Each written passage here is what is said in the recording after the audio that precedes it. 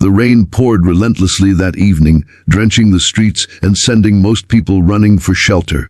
But she stood there, a frail figure at the corner of a bustling market street, her soaked clothes clinging to her trembling frame. In her hands, she clutched a small basket filled with roses, their petals weighed down by raindrops. Her fingers were red from the cold, but her grip never loosened. She whispered softly, almost like a prayer, "Fresh roses, only 20. Nobody paid her any attention. People hurried past, shielding themselves with umbrellas, annoyed by the weather, oblivious to the young woman standing in the rain. But what caught the eye of a passerby was not just her shivering body or the roses she was desperately trying to sell. It was the simple gold wedding ring on her finger. It gleamed under the flickering streetlight, a strange contrast to her appearance, which suggested she had nothing. Who was she? Why was she standing there alone in the storm? Her name was Elena. Just 2 years ago, her life had been so different. She was the cherished wife of Daniel, a kind-hearted man who owned a small bookstore. They weren't rich, but their love made their little apartment feel like a palace. Every morning, Daniel would brew her favorite tea, kiss her forehead, and call her my lucky charm. They dreamed of saving enough to open a flower shop. Elena had always loved flowers, their colors and their meanings. But life is cruel sometimes. One rainy evening, much like this one, Daniel never came home. A drunk driver's reckless decision stole her husband's life in an instant. She was left with nothing but grief, unpaid bills, and the little apartment they had shared. For weeks, Elena barely ate or spoke. The world felt gray. Then came the second blow, her landlord. With Daniel gone, Elena couldn't afford rent. One by one, Daniel's belongings were sold: his favorite books, their furniture, their wedding china. Elena clung to one thing only, the gold ring he had slipped onto her finger at their wedding. When she finally stepped out of her grief, Elena realized no one was coming to save her. She needed to survive. The only thing she had left was Daniel's dream of flowers. So she scraped together what little money she had, bought a basket of roses from a wholesale market, and stood at the street corner to sell them. At first, she was embarrassed. People avoided her gaze, assuming she was a beggar. Rain ruined her flowers more than once. There were nights she went home with only a few coins, shivering under a thin blanket in a shelter. But every time she thought of giving up, she would touch her wedding ring. "You're still with me?" she whispered to Daniel's memory. That evening, as she stood soaked in the downpour, a black car pulled up beside her. A man in a sharp suit stepped out, holding a large umbrella. He was clearly wealthy, his polished shoes reflecting the city lights.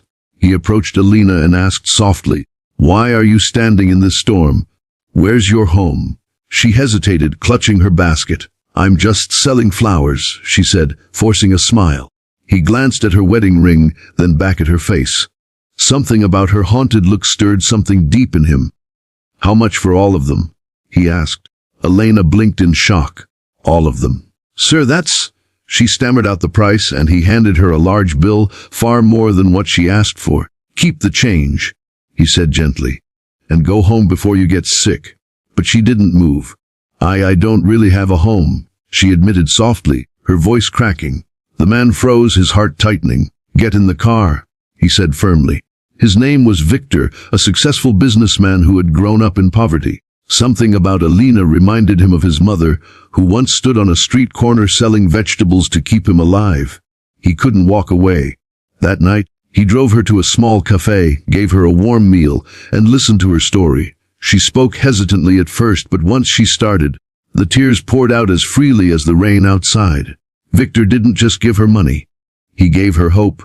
He offered her a job at his company's front desk, and when he saw her natural talent for arranging flowers in the cafe's vases, he encouraged her to start a small side business selling bouquets.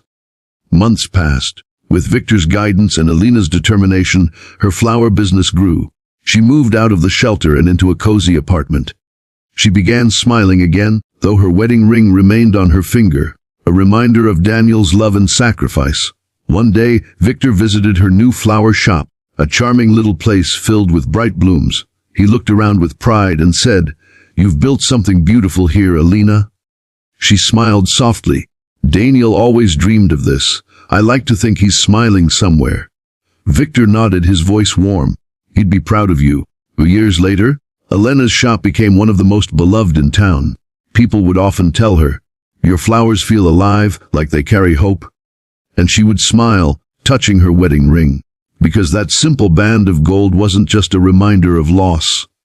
It was proof of a love so strong that it carried her through the darkest storms and helped her bloom again. And every time it rained, Alina would place a basket of roses outside her shop, not to sell, but to give freely to passersby. She never forgot what it felt like to stand in the storm alone, hoping someone would notice. Moral of the story: love never truly dies.